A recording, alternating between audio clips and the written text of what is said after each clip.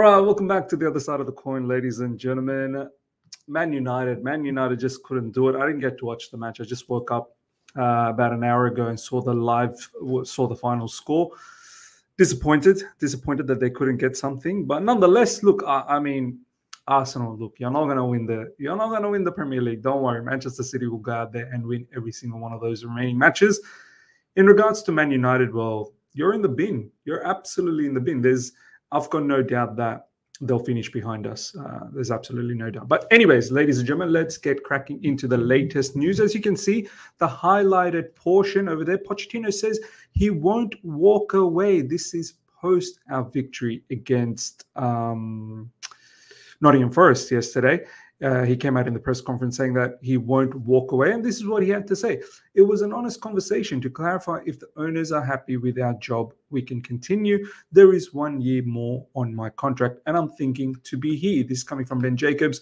And look, this is what I said as well prior to the match and all the comments that's been coming from Pochettino. I think, look, I've said that maybe he needs to just keep quiet a little bit. He's made it quite clear because I watched the press conference of the pre-match press conference before the Nottingham Forest game, and I thought it was quite a positive press conference, if I'm being absolutely honest. And I felt that Mauricio Pochettino just feels annoyed, the constant questions from journalists in regards to his future, and he just wanted to say that, look, yes, of course, the owners have a say. Yes, of course, the sporting directors have a say.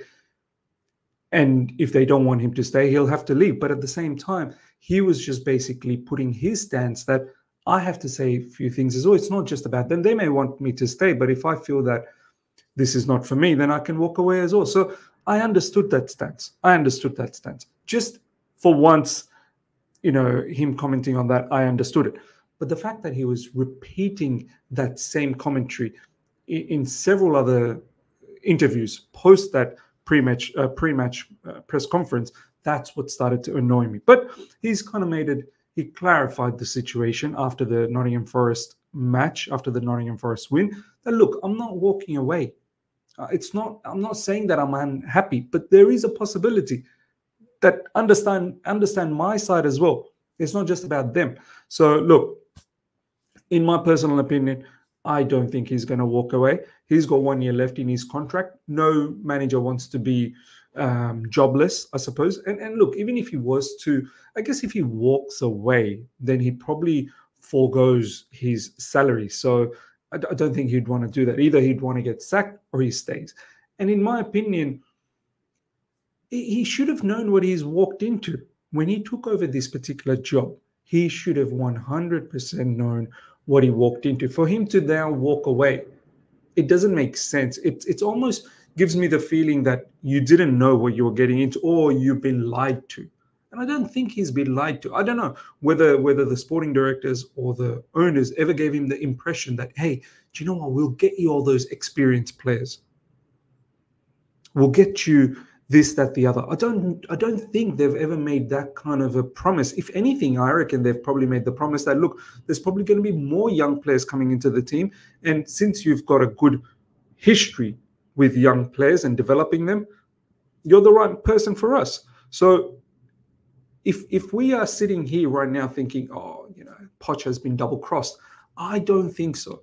I really don't think so. Now, it is interesting recently how Pochettino keeps saying that, the owners should come out and kill these rumors. Kill what rumors? Who cares about the rumors? This is where I disagree with Mauricio Pochettino. Don't worry about the rumors. The rumors are going to be there regardless. You think if you sign a contract, the rumors will go away? The rumors are there because it hasn't been the greatest season. Yes, we are rectifying it. We're rectifying the situation right now, but overall, it's not been the greatest season. And this will be the same thing next season as well. If the season doesn't pan out to be a good season, the rumors will materialize again. So why do you care about the rumors, Mauricio Pochettino? Why do you care so much? The owners should come out and kill the rumors. What are they going to do? Give you a 5-year contract? Are they going to make a public statement that, yeah, he is he? Well, you are going to be he. You've got 1 year left in your contract. They don't need to kill any of the rumors. You're here. You got the job. The rumors, I guess, can somewhat be killed next season, knowing it's going to be his last season in his contract, where they can come out and say, well, we're about to give him, another 2-year extension or 3-year extension, whatever the case is. Right now, it's status quo. Get into Europa League, and most likely you're going to keep your job. Don't get into Europa League. Yeah, parties might part ways. And I think a majority of the fans would probably want that to happen. And we start brand new with another manager, a manager that's got a distinct philosophy, distinct ideology. So let's see what happens in regards to that. Now, Pochettino, all the data, all the data said we were in false position after we beat Tottenham in the last 24 games. We're in the top 4 of 5. I want to be positive that that is important. The players believe in the way that we work. So look, I don't I don't like the whole data conversation, if I'm being absolutely honest. Sometimes it's good to look at the data and supplement or complement with the reality, but the honest truth about the situation is that the entirety of the season, there's been games where I think we could have done better. Excuse me. There's been games that I feel it wasn't on Pochettino. Definitely the players could have done better. The players probably let him down. But there's been a lot of games where I feel the manager could have done a lot more to get us over the line. So, we can talk about the data. Okay, of course, the injuries played a part, but we still had good enough players to win games. So, of course, look, the data states that we probably should be 4th or 5th in the table. And look, if we finish 6th, we're not too far away from that situation anyway. So, and then from the get-go, a lot of fans will tell you that the squad was good enough to make it at least 6th. Easily 6th, not scramble to 6th like the way we are now. And on top of that, we're relying on other teams to drop points as well. It's not like this 6th is in our hands right now. So, data, we have to be careful. Now, this is the next most important bit of news. This is coming from David Ornstein, and he's had a lot to say in his recent video. Check this out. Chelsea's end of season review. So that review will still happen, ladies and gentlemen. And a lot will be talked about in that review, apparently. And some of the points that will be talked about is assessment on Pochettino's body of work over the whole season, progress and development, style and principles of play, injury record, overall club structure. Is Pochettino committed what Chelsea's new ownership are instituting here? I think that is the most important factor here. All of these stuff above, I think you can mitigate. I think the owners, the sporting directors will definitely have their say, but Poch can also mitigate those situations by giving his reasons.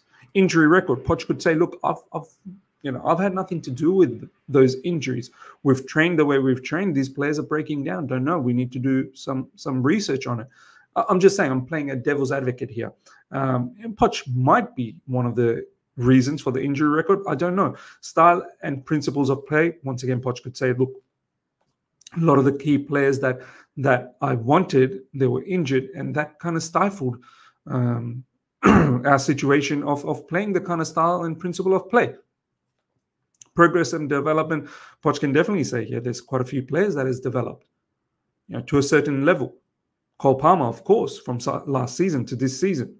Nicholas Jackson, to a certain degree, has developed as well. Yes, there's flaws in his game, but he's still developed. Madueke, to a certain degree, has developed. Once again, there's flaws, but Mudryk, 50-50. And a few other players that we can talk about as well, maybe. Gallagher is one. Caicedo, over the course of the season, has definitely developed. So he's got a case for it. But it's this final point, overall club structure. Is Pochettino committed what Chelsea's new ownership are instituting here? I think this is clear now. The owners and the sporting directors, they want to prolong with the youthful project. They want to build a team of talented young players. And the whole vision is that in a few years' time, all of these talented players will start hitting their peak and drive Chelsea to success, and consequently drive their value upwards as well. So you can make profit from that perspective if Chelsea were to sell off some of the players. Can Maurizio Pochettino agree to that vision? That is the big question. Now, if Maurizio Pochettino cannot agree with that, if Pochettino is sitting there and saying, you know what, I can't keep getting all of these young players and expect a miracle to happen and expect that we're going to make it into Champions League, expect that we're going to fight for the title, Premier League title, or win anything major with kids, then Maurizio Pochettino will have to disagree. And that's where the issue will be. And that's when I feel like both parties will have to part ways, and you'll have to find a manager that can agree to that particular point. If Pochettino agrees to that, then I think everything will just move on the way it has been at the moment until Pochettino absolutely flops in terms of results next season. Next season, it has to be Champions League position. 100% it has to be Champions League position. And if he doesn't achieve that, then there's going to be a problem. I think even this season, the target initially was Champions League position. But as I said, all of these points above, I think, can be mitigated by Maurizio Pochettino. Next up, Chelsea are going to continue to look for the best young players in the world, irrespective of age. It's all about experience and quality and the principles that the new ownership want to see going forward. I don't know about the irrespective of age. Yes, continue to look for the best young players in the world, but irrespective of age. It doesn't make sense. You can't have, that contradicts each other. Best young players means they're going to be, younger age. Of course, experience doesn't necessarily mean how old you are. I understand that.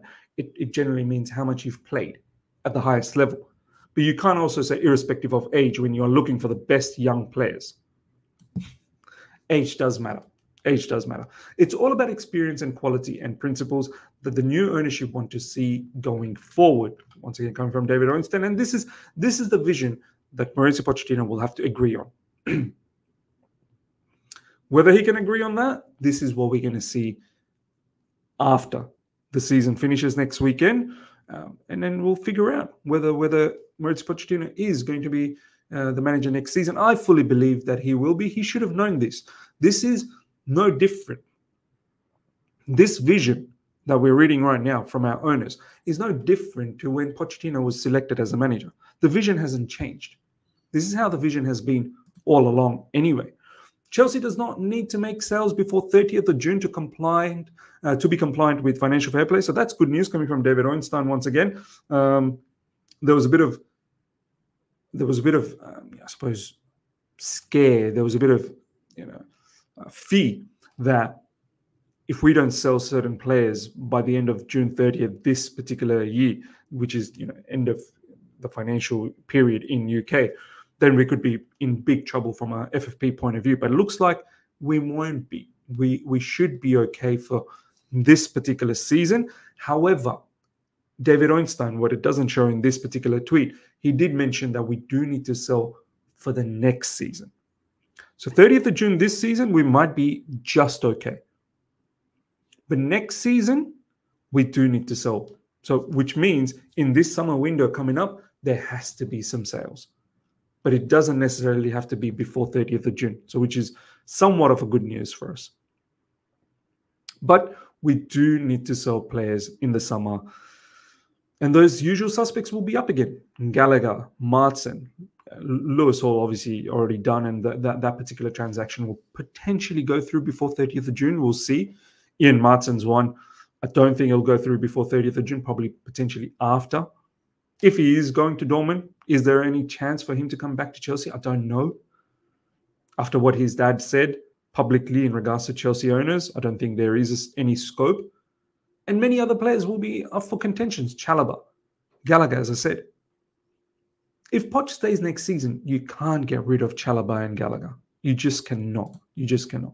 Next up, ladies and gentlemen, before we go through the next few comments from Cole Palmer and Reece James, I believe, let me know. Let me know your thoughts about what Poch has said in regards to next season, your thoughts about the financial fair play, your thoughts about the review criteria. What do you think? Let me know in the comment section. Smash the like button right now. Make sure you smash the like button. Cole Palmer. We have 2 tough games and everything to fight for to get 6th place, which is our goal. Hopefully we can get there, and Chelsea as a football club can get back into Europe. It was a big win and we needed to win and to get 3 points. After going behind, it's great to get 3 points. 100%. Look, yesterday, it was a strange roller coaster of a match. It really was. After when Callum Hudson-Odoi scored, I think it was 75th minute, I feel so disappointed. One, because we should be fighting tooth and nail to win this game because we've got Europe on the line. But up until Callum Hudson-Odoi scored, it was all Nottingham Forest predominantly. And the fact that Callum Hudson-Odoi scored, it just absolutely killed me. It disturbed me mentally. But I'm glad we came back the way we did, and I'm glad we were able to get the 3 points. Very, very important 3 points. Very, very important 3 points. So Cole Palmer's right. Cole Palmer's absolutely right, but we're not going to get away like that every day of the week. So the next match against Brighton, we better be up for it from minute 1. We better put them under immense pressure and show them that we want this more than you can believe. And Brighton, they don't really have anything to play for, so we should be going there and win this. Unless, they want to perform in front of their home crowd. Of course, they would probably want to. But, yeah, I want to see our team buzzing from minute 1. And I understand you're not going to be able to play your best football every single game. I get that. But this is not the time to falter. This is not the time to falter. Reece James has set his sights on getting Chelsea back into Champions League after starring on his comeback against Nottingham Forest, coming from Nizar Kinsella. Look, sensational. He came on, and first-time cross for Nicholas Jackson. Wow. And he looked he looked overall pretty strong. Defensively, he looked pretty astute as well. I think we've all said it before. If this guy can stay fit for the entirety of the season, there's no doubt he's one of the best players in the world. Forget about the right side. He's one of the best players. He can score goals, he can assist, he can defend. He's robust, he's physical. But the biggest problem is, can he stay fit? That is the biggest problem. One more injury and it knocks him out for the rest of the most part of next season. It's going to be sad. It's going to be a very, very sad feeling. And I don't want to see that. I hope for his sake, I hope for our sake, he stays fit. And how he can maintain to stay fit for the rest of the season, we need to figure that out. We can't overburden him with a lot of games. We can't overburden him with immense workload. We do need to manage him so that he can prolong for the entire season. But yeah, look, this is fantastic. If Reece James is fit for the rest of, for the entirety of next season, yeah, I'm confident we will make it back into Champions League, because he's that type of a player that can drive you to a certain level of success. 100%.